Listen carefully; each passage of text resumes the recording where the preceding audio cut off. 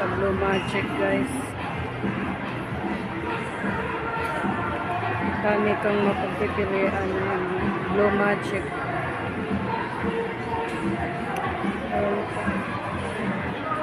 Mga Santa, mga laruan din.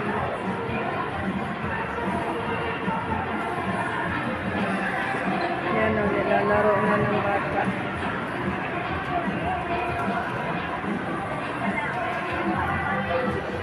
Pwede ka naman pumasok sa loob.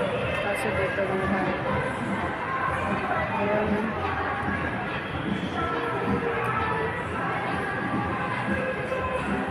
Bago mag-grocery.